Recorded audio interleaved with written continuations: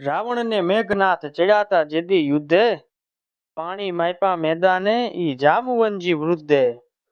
જય હનુમાન, જય શ્રી રામ. મિત્રો, આજના વિડીયોમાં મહાન એવા જામવંજી વિશેની આપણે સંપૂર્ણ માહિતી મેળવીશું કે જામવંજીનો જન્મ ક્યારે થયો હતો, એમનામાં કેટલી શક્તિ હતી, તેઓ વૃદ્ધ શા માટે થયા, એમની ગતિ કેટલી હતી, એમનું મૃત્યુ ક્યારે થયું અને કોના દ્વારા થયું, આ તમામ બાબતોની સંપૂર્ણ માહિતી આ વિડીયોમાં મેળવીશું. અને આજનો આ વિડીયો જોયા પછી તમને જામવંજી પ્રત્યે માન સન્માન વધી જવાનું છે, એ વાત પણ ચોક્કસ છે.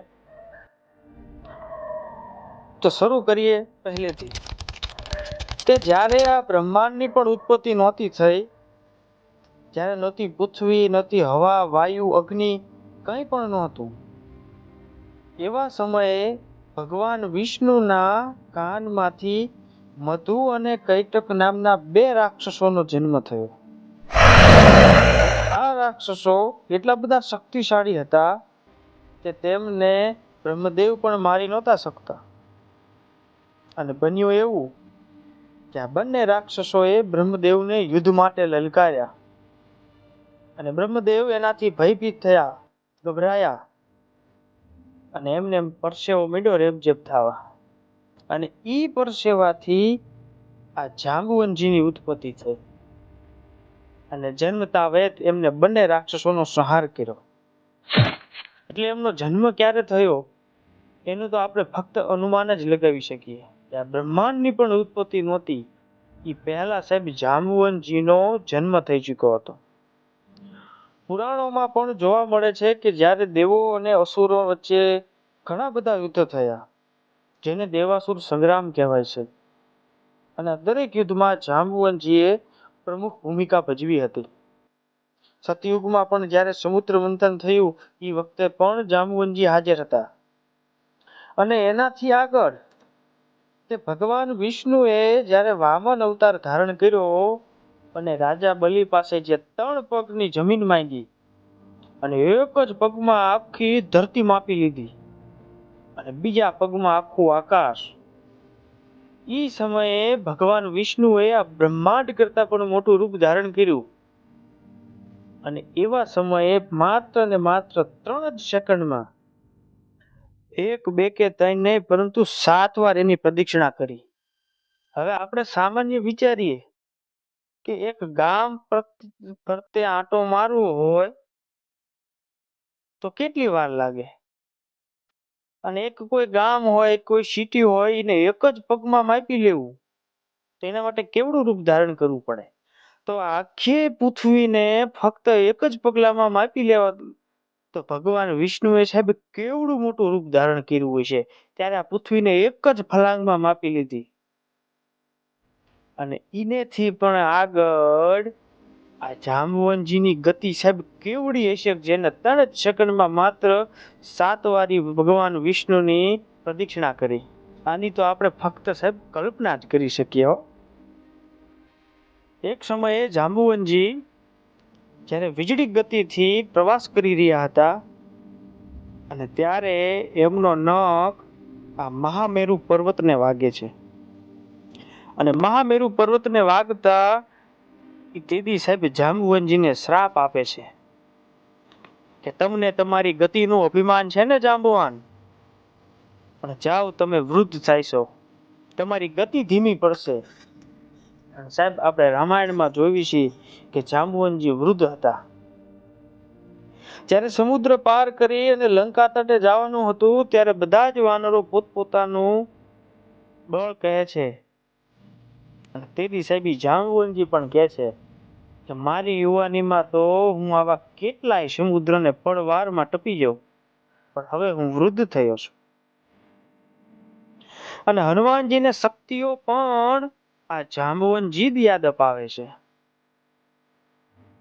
અને રામાયણમાં પણ જોવા મળે કે જ્યારે મેઘનાથ પોતાની માયાવી શક્તિથી વાનર સેનામાં જીદી હાહાકાર મચાવે અને તેથી મેઘનાથનો રસ્તો આ જાંબુવંજી રોકે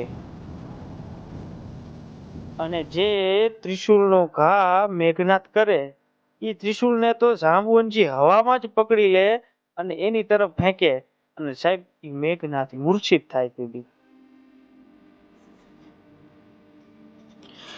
આવો જ એક બીજો કિસ્સો કે રાવણ ઈ 10 દિશાઓમાં પોતાના 10 હાથોથી જેથી બાણનો મારો ચલાવે અને વાનર સેના ત્રાહિમામ પોકારે અને તેથી સાહેબ જાંબુવનજી ફરી પાછા ઈ રાવણને જેથી એક લાત મારે ને અને એને મૂર્છિત કરી નાખે ભલા માણા. એવી તો જાંબુવનજીમાં શક્તિ હતી.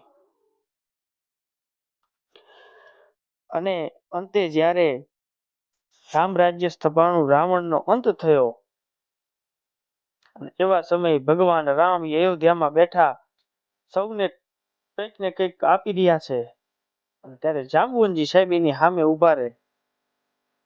ભગવાન રામ કહે છે કે હે જાંબુવનજી, તમે મારી ઘણી મદદ કરી છે, બોલો હું તમને શું આપું. ત્યારે સાહેબ જાંબુવનજી કહે છે કે પ્રભુ, મારે કંઈ જોતું નથી, પરંતુ એક વાતનો મને રંજ રહી ગયો, તમને હું મારી શક્તિ ન બતાવી શકો. ભગવાન રાઘવ મીડા હસવા હો, પણ કે તો જાંબવાન, આ યુદ્ધમાં જ કોકની હારે તમે લડી લીધું હોત. અને સાહેબ જાંબુવનજી દીદી જવાબ આપે, બરોબર સાંભળજો કે પ્રભુ, આ યુદ્ધમાં તો શું, પણ આ જગતમાં મારી સમાન કોઈ બળુકો નથી. રાઘવ કે હે, તમારી સમાન કોઈ નથી? કે ના પ્રભુ, કોઈ નથી, પણ એક છે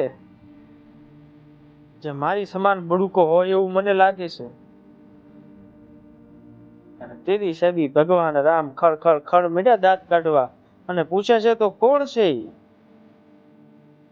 અને જાંબુવનજી કહે છે કે અખિલ બ્રહ્માંડમાં જો કોઈ મને હરાવી શકે એવું હોય તો એકમાત્ર મારા રામ છે. અને હે પ્રભુ, જો મને તમે મોકો આપો તો તમારી હારે મારે યુદ્ધ કરવું છે અને તમને મારી શક્તિ બતાવી છે. તેથી ભગવાન રામ